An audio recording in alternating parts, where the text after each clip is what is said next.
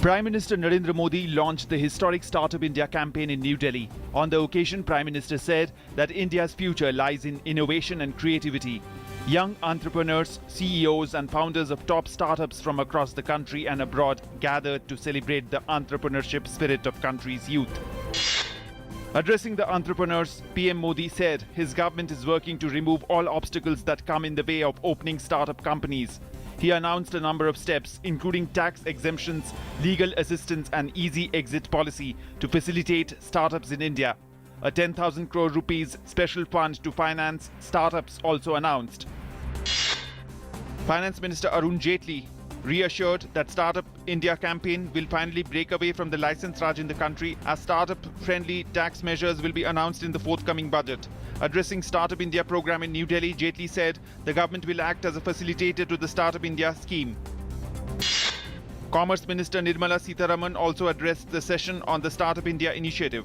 The minister said that the government is not the sole funding agency for this initiative, but there are several financiers who have come forward for this campaign. She added that government assured that their funds will be utilized properly. Top officials of Central Intelligence and Investigative Agencies and police of 13 states held a meeting with Home Minister Rajnath Singh and discussed steps to check the growing influence of ISIS among youngsters through social media and other sources. Rajnath Singh held the day-long meeting to review the situation arising out of some Indian youths getting attracted towards ISIS or DAESH and how to deal with the emerging challenge.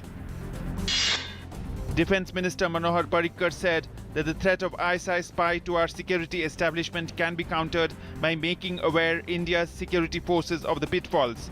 He said that Defence Ministry is taking appropriate steps in this direction. He was addressing the Indian Army recruitment rally held this morning in Jaipur. Ahead of Prime Minister Narendra Modi's visit to the West Asia region, External Affairs Minister Sushma Swaraj left for a two-nation visit of Palestine and Israel. A wide range of issues including counter-terrorism, homeland security, defense, agriculture and water management will be top of agenda to boost bilateral cooperation. The core group of People's Democratic Party will be meeting in Srinagar tomorrow under the leadership of Mehbooba Mufti. It is expected that the party will review the 10-month-long performance of the coalition government with BJP in Jammu and Kashmir. This review will form the basis for taking any final decision about the formation of the new government in the state. Taking jibe on Congress over GST bill, Union Minister of State for Parliamentary Affairs Mukhtar Abbas Naqvi said Congress is doing politics in the name of development. He said bills like GST is not any party's or individual's bill, but it is a bill which is related to the development of the country. Rubbishing reports that the Unit 1 of Kudankulam nuclear power plant was shut for political reasons, Union Minister Jitendra Singh said it was done due to operational purposes and that it would be started soon. Department of Atomic Energy Secretary Shekhar Basu said that a safety review meeting next week will take a call on resuming operations at the plant. In Meghalaya, Garo National Liberation Army militant wanted for kidnapping a block development officer was today killed in an encounter with security forces in East Garo Hills district. In retaliatory fire, one of the militants was shot dead and another got shot in his arm. The siege of a popular hotel in Burkina Faso's capital is over after security forces stormed the hotel, which was under siege since Friday evening.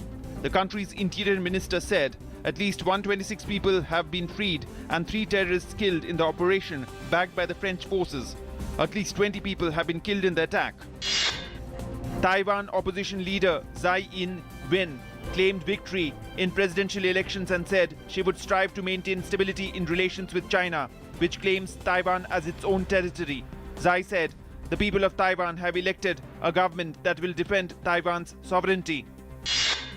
Rohan Bopanna and Florin Margia had to be content with the runners-up finish at the ATP Appia International after losing the summit clash to Bruno Soares and Jamie Murray in Sydney. The 4th seed Indo-Romanian pair lost the final 3-6, 6-7 to the unseeded Brazilian-Britain pair on hour and 29 minutes. The third match of the 5 ODI series between India and Australia will be played in Melbourne on Sunday. Australia is leading the series 2-0. Their bowling frailties thoroughly exposed in the first 2 ODIs, India are left with no option but to bank heavily on their batsmen to steer the side and upstage the rampaging Australians in the must-win match to keep the series alive.